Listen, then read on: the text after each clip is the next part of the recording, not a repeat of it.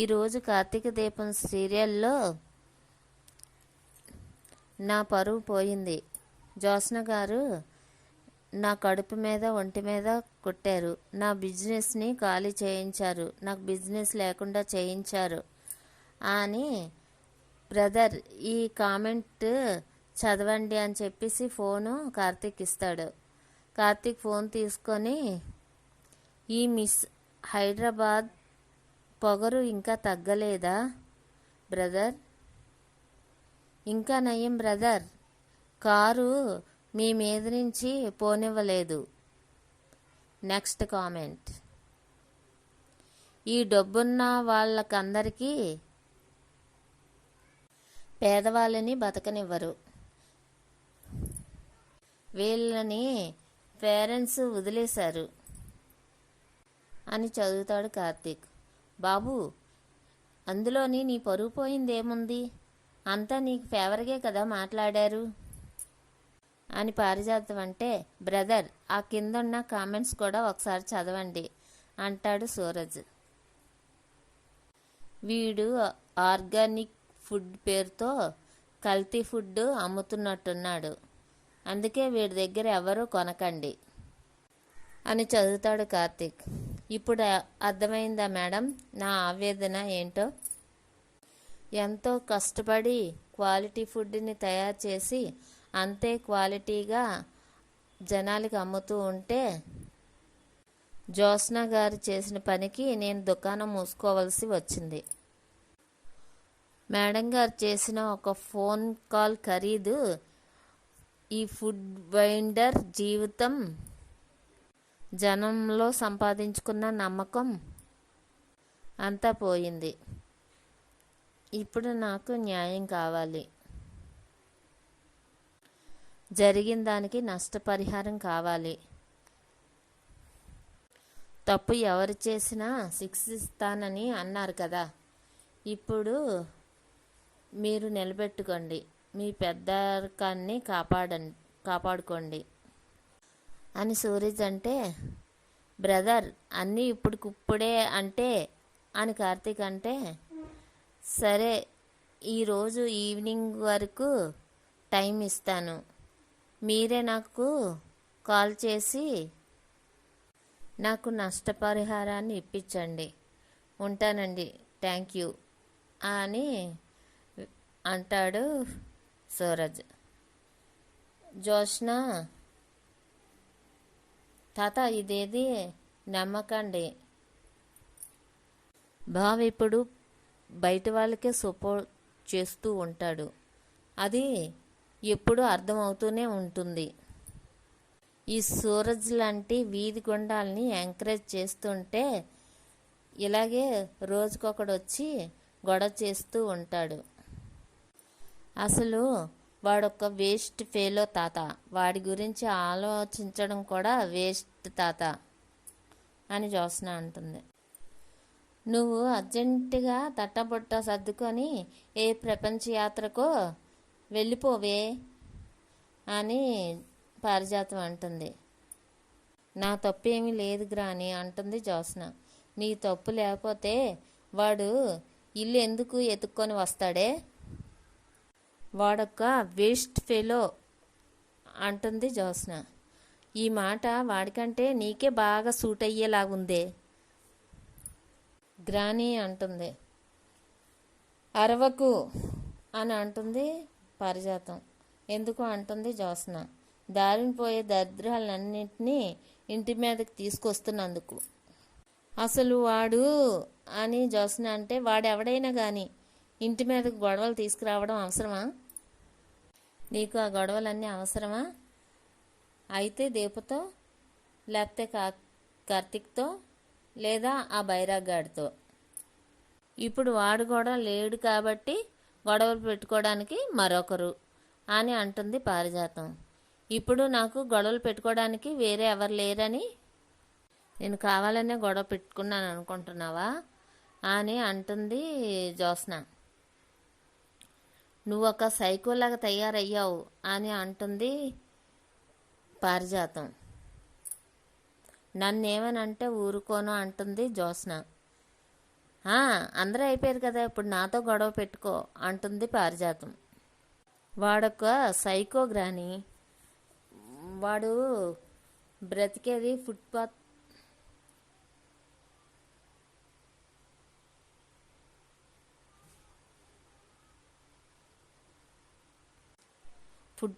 బ్రతికైనా వాడి మాటలు మాత్రం మిర్జాపురం జమీందారులాగా ఉంటాయి. అలాంటి నేల టికెట్ గాడికి డబ్బున్న వాళ్ళంటే ఈర్ష్య. ఆ ఈర్ష్యతోటే ఇదంతా చేశాడు. మనం గాజులాంటి వాళ్ళం, ఎవరు రాయిసినా మన మీదే పడుతుంది అంటుంది పారిజాతం. ఈసారి రాయ వాళ్ళ మీద పడుతుంది.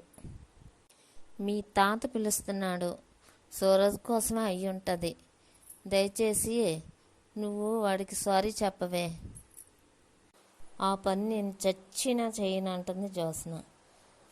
ఇది ఏదో పని చేయడం, మీదకు తెచ్చుకోవడం, అందరి చేత తిట్లు తినడం. అయ్యో దేవుడా, ఈసారి ఎవరు కాపాడుతారో అని పారిజాతం అంటూ వెళ్తారు. తాత పిలిచారు. ఏం జరిగిందో మాకు అర్థమైంది, కానీ ఎందుకు జరిగిందో అర్థం కాలేదు అని శ్రీమన్నారాయణ అంటే, అసలు ఫుట్పాత్ గాడికి నీకు సంబంధం ఏంటి? అసలు ఆ స్టాల్ని ఖాళీ చేయాల్సిన అవసరం ఏంటి అని అబ్బాయి ఎలా తెలుసు అని అడుగుతాడు దశరథ. ఇగో అని కార్తీక్ అంటాడు. అసలు వాడు వేస్ట్ ఫెల్లో డాడీ అని అంటాడు.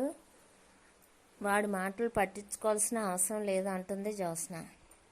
అదేంటి, ఆడు అన్ని ఆధారాలు చూపించాడు, అలాగని దానికి సాక్ష్యం కార్తీకే అని చెప్పారు, అయినా కూడా నువ్వు వేస్ట్ అంటావేటి అని అంటుంది కాంచన. ఇప్పుడు మనం ఉన్నది ఏఐ టెక్నాలజీలో. నేను అలాంటివి 100 చేసి చూపిస్తాను, నువ్వు నమ్ముతావా అని అంటుంది జ్యోత్స్న. ఏంటనేది? దానికి కార్తీక్ సాక్ష్యం కదా, ఇంకెందుకు చెప్తావు, ఒప్పుకోవెందుకు అంటుంది సుమిత్ర. పిల్లికి ఎలక సాక్ష్యం అన్నట్టుంది మమ్మీ అంటుంది జ్యోత్స్న. పిల్లి కళ్ళు మూసుకొని పాలు తాగితే లోకమంతా చీకటి అన్నట్టుంది పెదమేడం గారు అంటాడు కార్తీక్. చేసింది వీడియోతో సహా బయటపడినప్పుడు ఇంకా ఎందుకు ఒప్పుకోకుండా బుకాయిస్తావు, తప్పించుకోవాలని చూస్తావు అని అంటాడు కార్తీక్. వాడొచ్చింది నష్టపరిహారం కోసం అంటుంది జ్యోత్స్న. నువ్వు నష్టం చేశావు కాబట్టి పరిహారం కోసం వచ్చాడు అంటాడు కార్తీక్.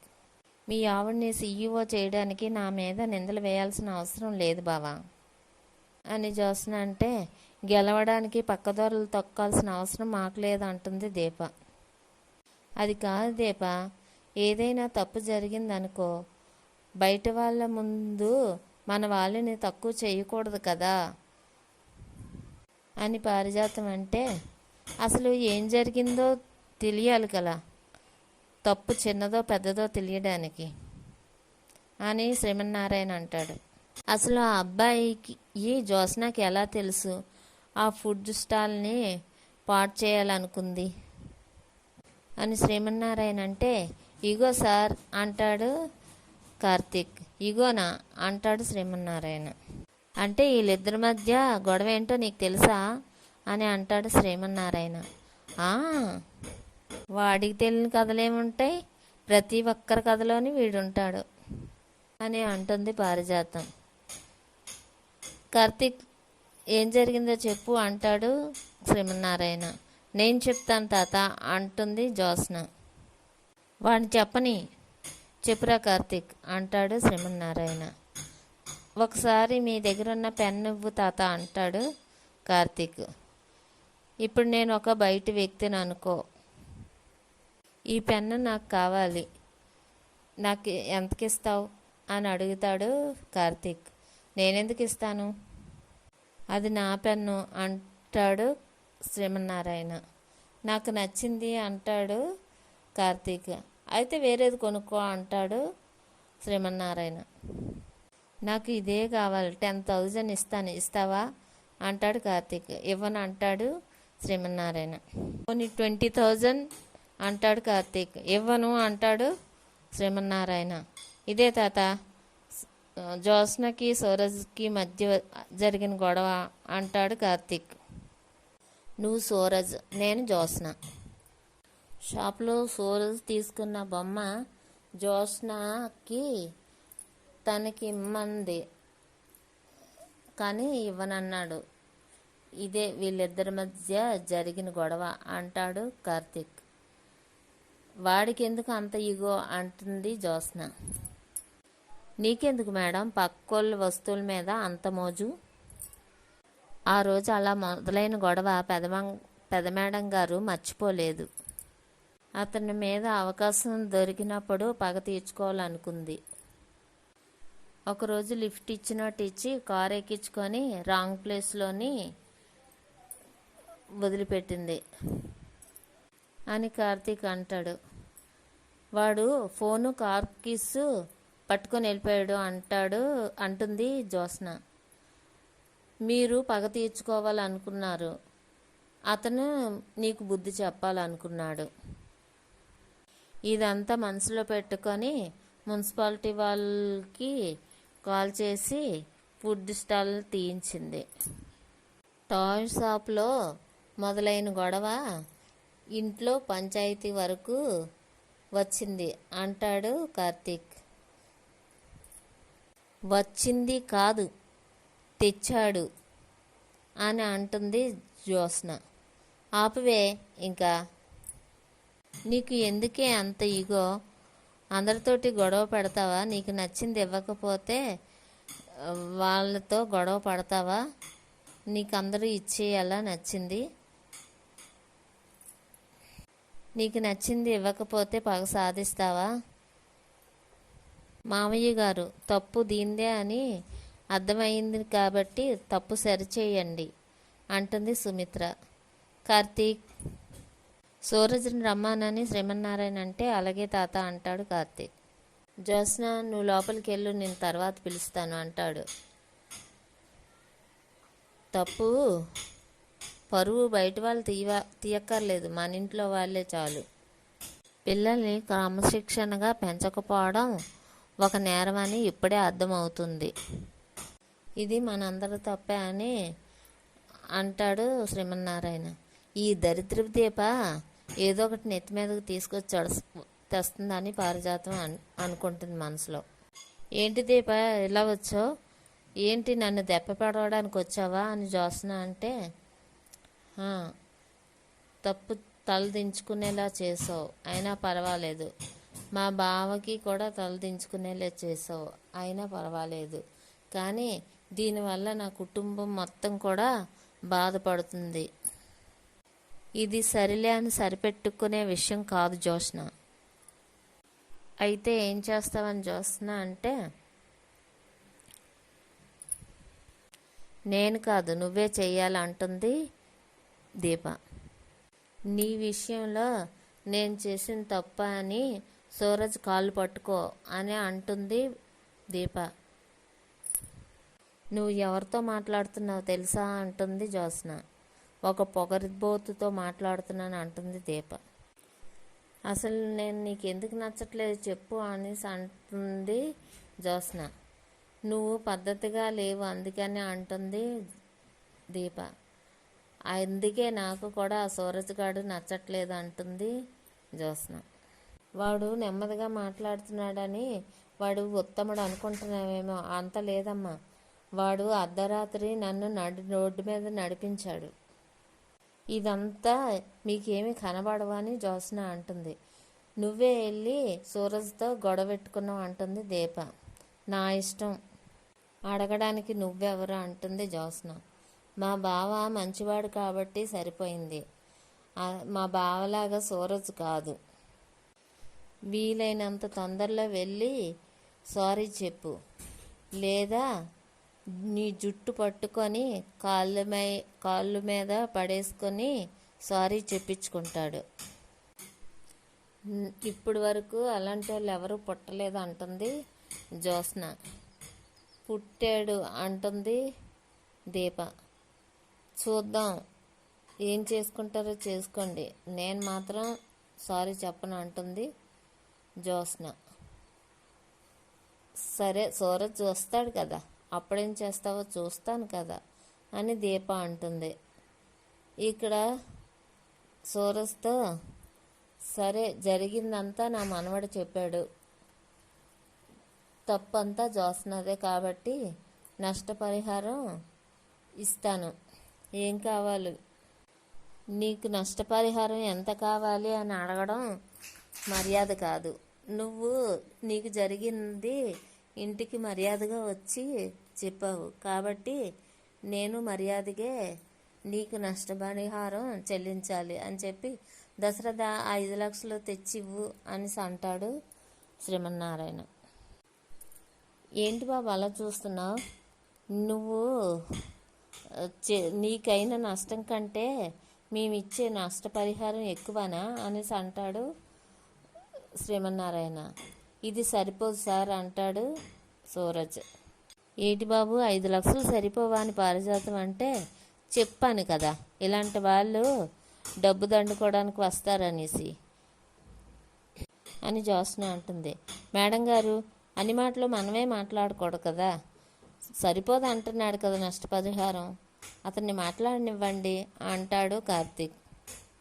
నువ్వేమంటావు నాన్న అని దశరథ అంటే,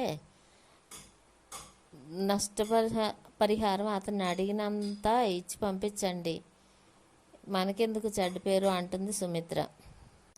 పారిజాతం లోపలికి వెళ్ళి ఇంకో 5 లక్షలు తీసుకొని రా అని శ్రీమన్నారాయణ అంటే, బోడి చిల్లర కొట్టుకి 10 లక్షల అంటుంది పారిజాతం. కొన్ని మనం అనుకున్నంత ఉండవు, అతన్ని అడిగిన నష్టపరిహారం మనం ఇవ్వాల్సిందే అంటాడు శ్రీమన్నారాయణ.